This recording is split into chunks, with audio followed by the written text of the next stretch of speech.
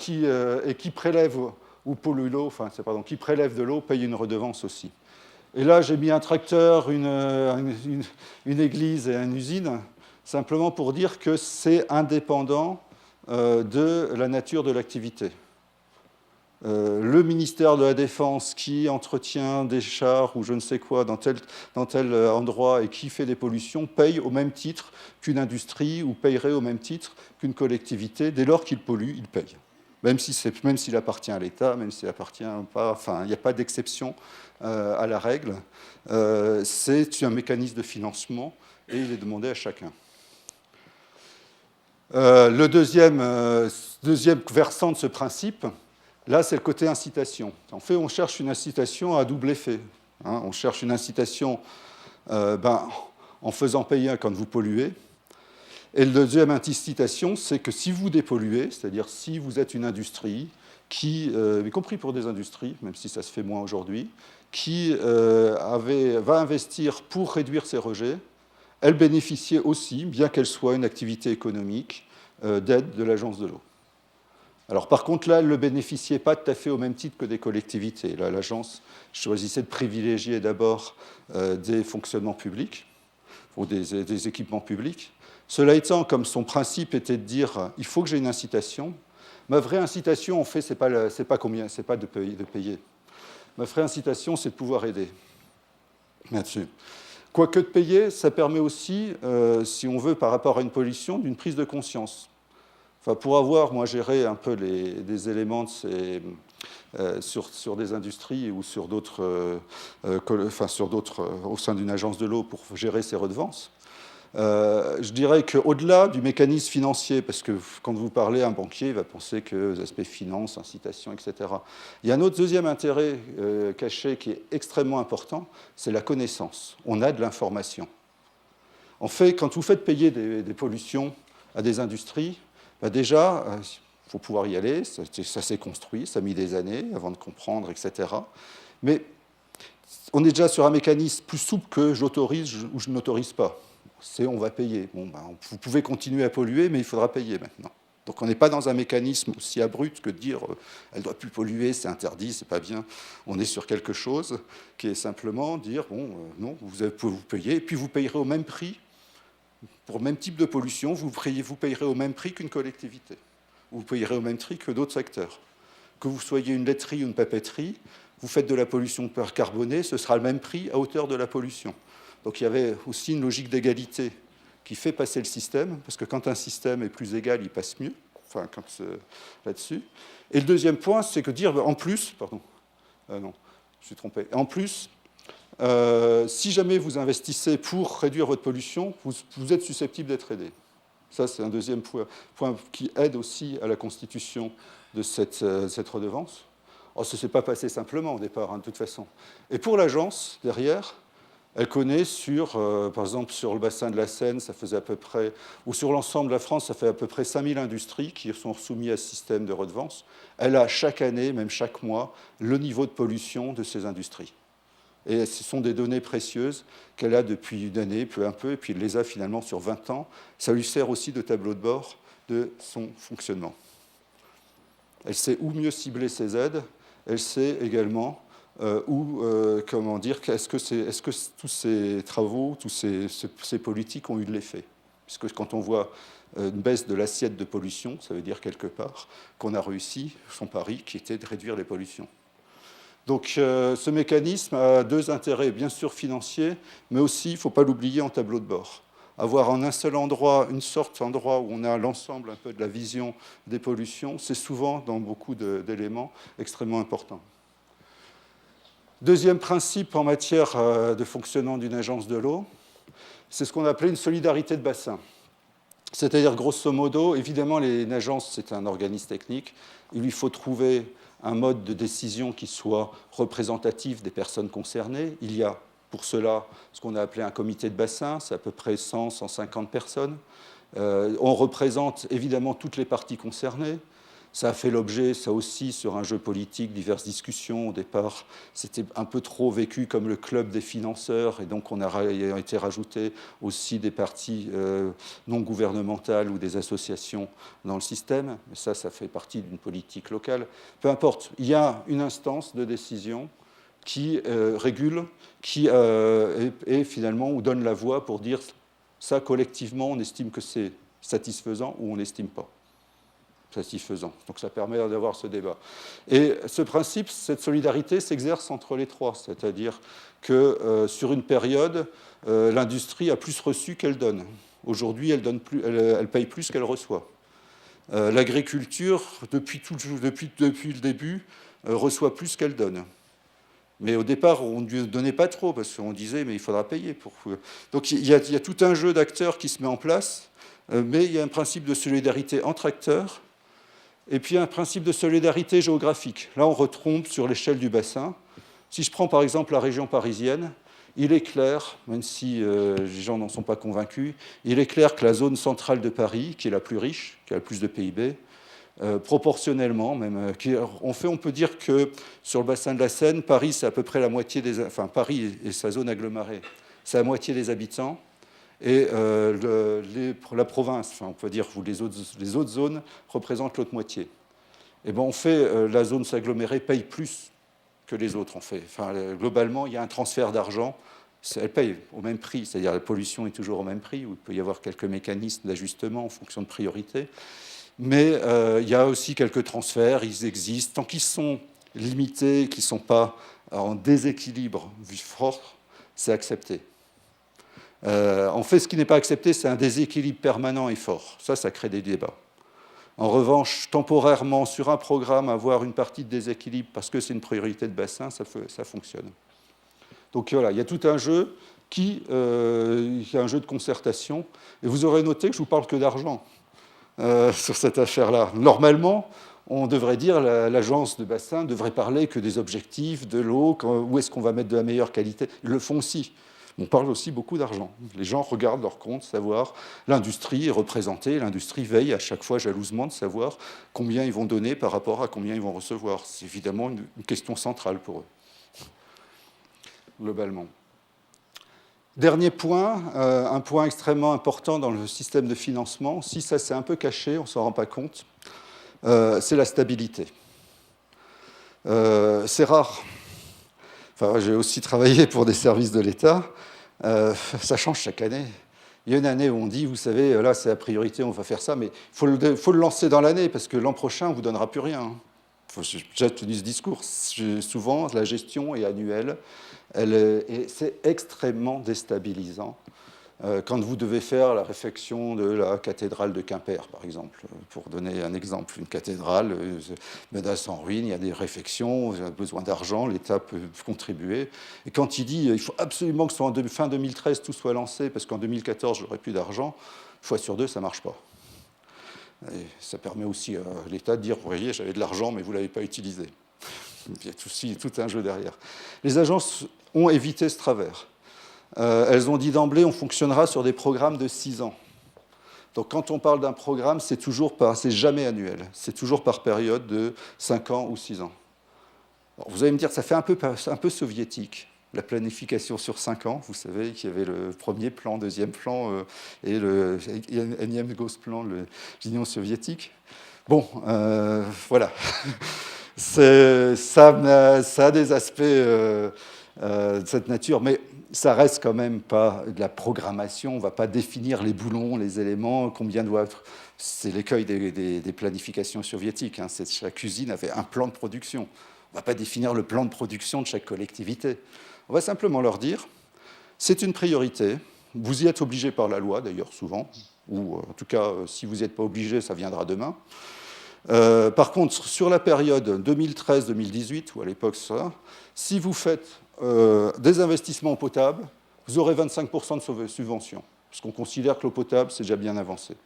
Si vous faites de l'épuration, c'est-à-dire que vous améliorez la situation par rapport au rejet avant et au rejet après, peu importe la méthode, mais si vous améliorez ça, vous pourrez recevoir 40% de subvention. Et si vous faites de la protection de milieux naturels, c'est un endroit où on manque beaucoup de porteurs, on manque souvent d'organismes prêts à faire de l'entretien des berges si lancé.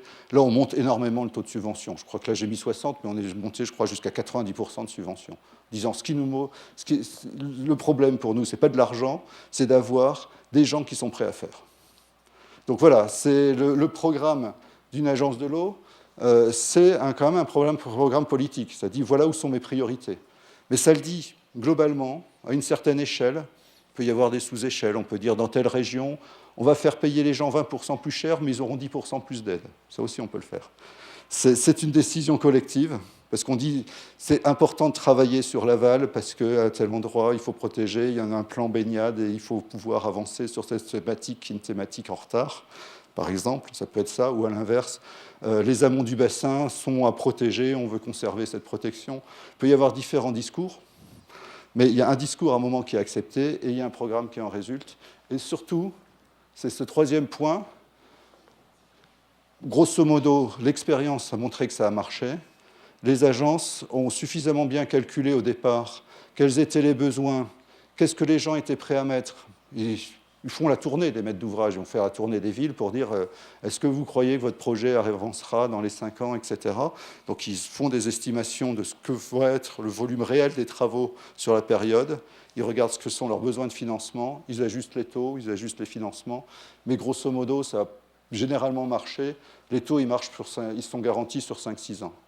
Ce qui veut dire que si vous êtes aujourd'hui, en 2013, sur un projet, peu importe que votre projet arrive en 2014, 2015, 2016 ou 2017, vous savez grosso modo que vous allez être aidé. Et ça, c'est extrêmement, extrêmement important pour un porteur de projet de savoir à quelle garantie d'aide il va pouvoir faire face. Ça lui permet de boucler son projet, de savoir s'il peut le faire et le réaliser.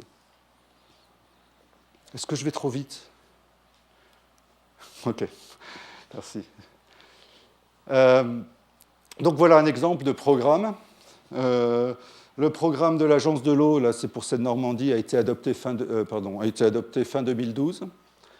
Il a estimé que le montant des travaux qui étaient intéressants pour la politique du bassin était d'environ 9 milliards d'euros sur la période 2013-2018. Cette discussion sur les coûts a été partagée, c'est un document qui est remis, enfin, il est aussi estimé. Ce détail des coûts est indiqué comme ceci. La plus grosse part représente l'assainissement. Il y a une part qui correspond aussi à la gestion de tout ce qu'on appelle les eaux pluviales, qui est aujourd'hui un sujet montant. Il y a 10 ans ou 15 ans, on n'aurait pas vu cette part-là, par exemple. Une part qui correspond aujourd'hui, et ça pareil, il y a 10-15 ans, on ne l'aurait pas vu, à l'ambition d'entretien de berges, de rivières, dragage, par rapport à ces questions-là. Une part qui correspond à l'agriculture, c'est pareil, ça c'est nouveau, il y a 15 ans, il n'y avait pas quasiment aucune aide vers l'agriculture, mais l'agriculture devient, en matière de pollution, un problème, maintenant que les aspects collectivités sont mieux traités, devient le problème numéro 1 à traiter sur la pollution à l'échelle du bassin. Et également, la part industrie est beaucoup plus réduite aujourd'hui. Et puis une part, un petit peu aussi pour des études générales, parce que cet argent peut aussi servir à conduire des études de connaissances, d'amélioration dont on a besoin pour le fonctionnement du bassin. Donc voilà, ça c'est un programme. Et par exemple, pour le SIAP, je vous donne ici, puisque le SIAP, on représente quand même sur ce bassin-là un des gros opérateurs. On a même, nous, recontractualisé avec l'agence pour dire, voilà, année par année, ce qu'on pense faire. Le SIAP, on dit, on va travailler sur l'épuration, et vous voyez les chiffres, voilà à peu près ce qu'on pense dépenser en montant de travaux. On va travailler sur le temps de pluie, et voilà, on dit, a priori, le temps de pluie, c'est surtout sur les années 2015-2016 qu'on va travailler dessus. On va travailler également un peu sur une programmation, et ça aussi, on l'a contractualisé avec l'agence. Ça les aide à faire leurs prévisions, ça nous aide à faire nos prévisions. Voilà, donc qu'est-ce que ça donne finalement sur les flux financiers? Là, je vais donner quelques autres éléments, aussi sur la situation en France. Sur ce principe, je parle beaucoup de principe, sur ce principe qui est de dire que l'eau paye l'eau. Alors, c'est un principe un peu étrange, mais maintenant que les investissements majeurs sont en grande partie réalisés, C'est un principe pour rester plus durable, finalement, dans le fonctionnement. Je vais voir. Et là-dessus, donc, ce qu'on appelle, ça s'appelle parfois à d'autres niveaux la récupération des coûts. Ça, c'est la même chose, mais c'est dans le langage onusien ou dans le langage de l'OCDE. C'est un autre terme, récupération des coûts. C'est la même chose. C'est l'idée de dire que autant que possible, vous voyez, les utilisateurs de l'eau payent eux-mêmes les coûts induits par l'utilisation de l'eau, que ce soit les coûts d'investissement, les coûts de fonctionnement et d'amortissement, les coûts environnementaux, pour une part, quand il y a des coûts de pollution, quand on sait les estimer, et c'est aussi, pareil, si possible, les coûts de la ressource. Donc l'ensemble des coûts est idéalement payé par ceux qui utilisent le service. Ce qui permet d'assurer, ça a plusieurs intérêts, ça permet d'assurer que le service, on est capable de le poursuivre dans le temps. Alors, ça donne quoi finalement aujourd'hui, cette question-là? Je vais vous passer plusieurs graphiques pour illustrer aujourd'hui ce qu'est la récupération des coûts à l'échelle globale en France.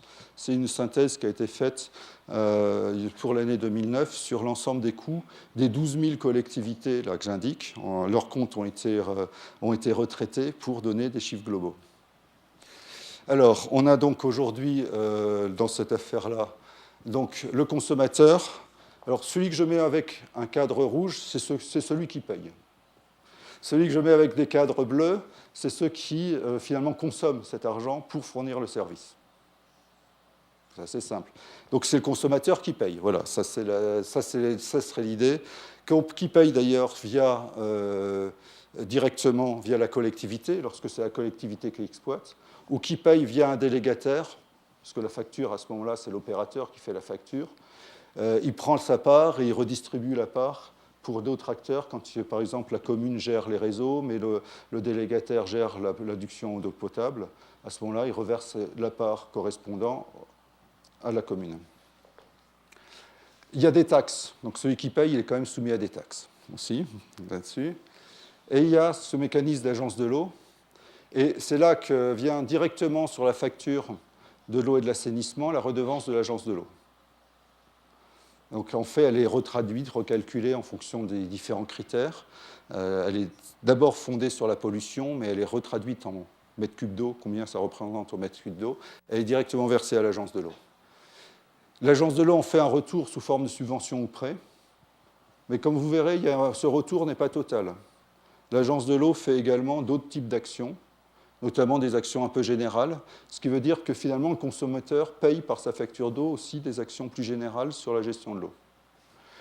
Et là, j'ai le deuxième financeur, ce que j'avais indiqué, les départements et régions, qui lui aussi apportent des subventions.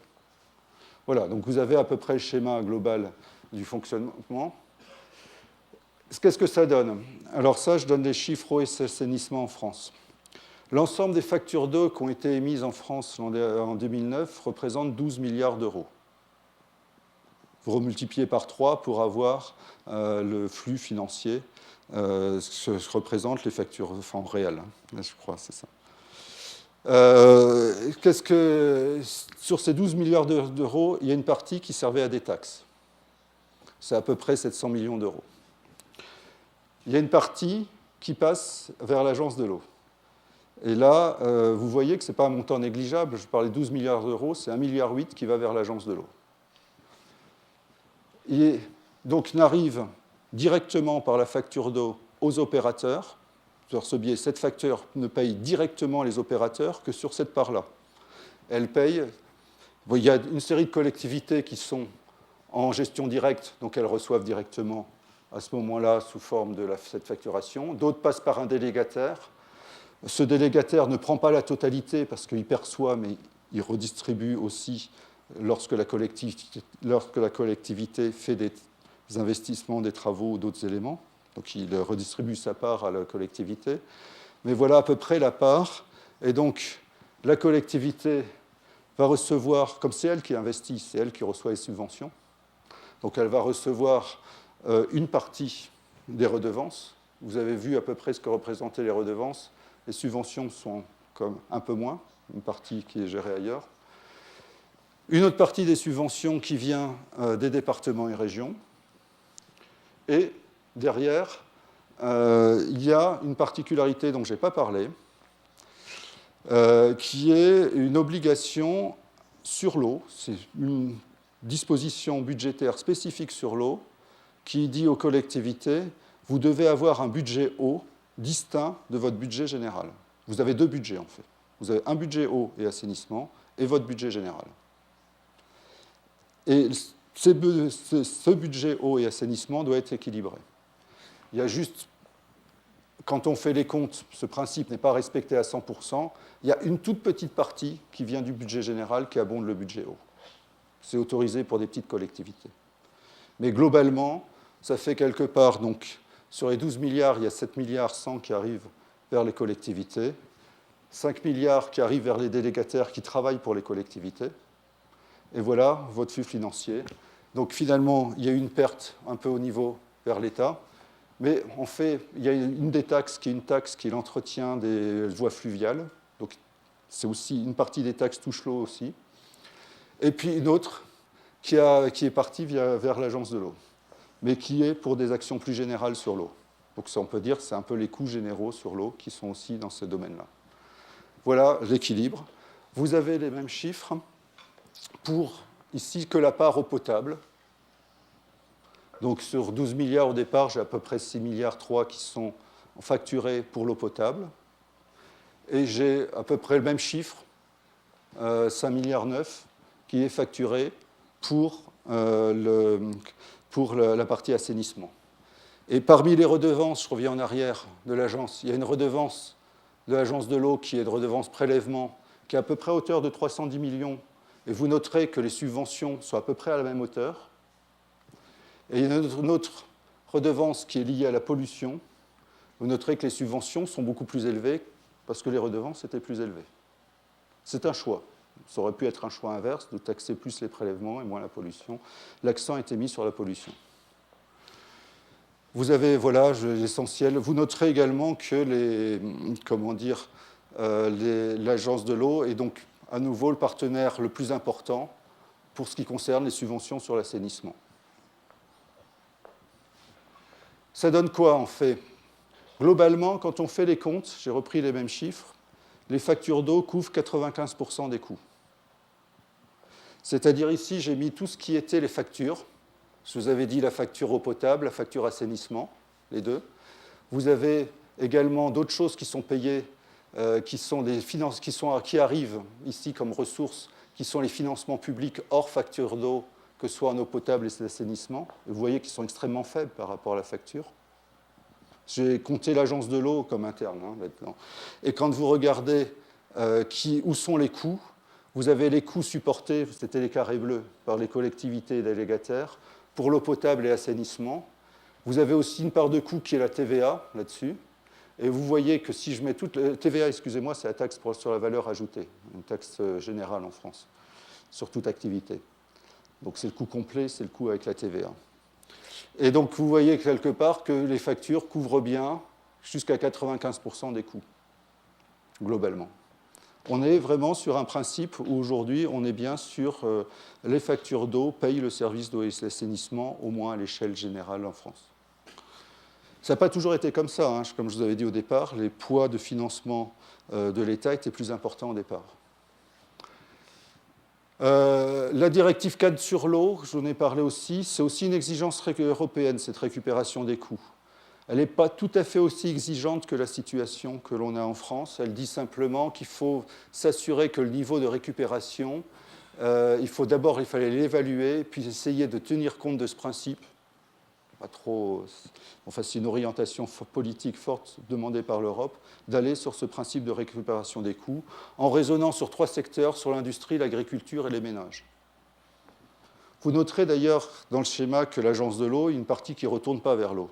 C'est essentiellement aujourd'hui la part qui est reversée à l'agriculture. Les factures d'eau aujourd'hui financent une partie des actions menées vers l'agriculture pour éviter d'avoir des pesticides dans l'eau ou des nitrates. Mais en fait, ces actions, elles bénéficient à tous, parce que les pesticides, c'est un facteur de coût supplémentaire pour faire de l'eau potable, et les nitrates également. Donc il y a bien finalement une logique à pouvoir, enfin il y a une acceptation qui a ses limites aujourd'hui, de dire une partie de l'argent est quand même consacrée à d'autres acteurs. Et ça fait l'objet de débats, hein, je vous le dis, là-dessus. D'exigence de transparence du financement de la politique de l'eau, je pense qu'on y arrive, hein, vous voyez les chiffres assez détaillés, vous verrez qu'il y en a d'autres là-dessus. Il n'y a pas une obligation totale de récupération des coûts, mais bien des évaluations qui sont demandées au niveau européen. Je ne sais pas si j'ai encore un quart d'heure. 5 minutes. Donc je vais aller un peu plus vite là-dessus. Je vais vous donner quelques éléments sur la détermination. Finalement, qu'est-ce qui fait la facture d'eau? Pourquoi l'eau est à aujourd'hui entre 3 et 4 euros le mètre cube en France? Qu'est-ce qui en fait le coût? Alors déjà, il faut regarder le périmètre. Quand je parle de ça, je parle bien du périmètre du service d'eau potable et d'assainissement. Je ne parle pas d'autres activités, hein. Je ne suis que là-dessus. Et la contrainte, ce qui fait le coût de l'eau, la contrainte principale, c'est une obligation d'équilibre de budget. Vous avez vu qu'il y a plusieurs opérateurs. Il est demandé à ce que le budget de fonctionnement, je dis bien le budget de fonctionnement, soit dans son prévisionnel équilibré.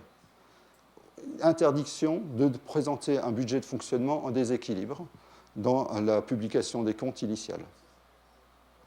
Ça va finalement fixer le coût de l'eau. Vous allez voir pourquoi. Qu'est-ce qui se passe? Vous avez donc le consommateur qui bénéficie du service, le délégataire ou la collectivité, le délégataire généralement exploite, la collectivité, elle investit, elle exploite. Ou elle fait qu'investir, enfin il y a plusieurs cas de figure, mais on a ces éléments-là. Et vous avez aujourd'hui, comment fait la collectivité? Elle sait à peu près, compte tenu de ses investissements, ce qu'elle va avoir en subvention de la part de l'agence de l'eau, vous vous souvenez, et ce qu'elle va avoir en subvention de la part des départements. Donc elle a déjà une partie de son budget. Elle connaît ses coûts, ça c'est le cadre là-dessus, elle dit voilà, je sais que je dois faire ça.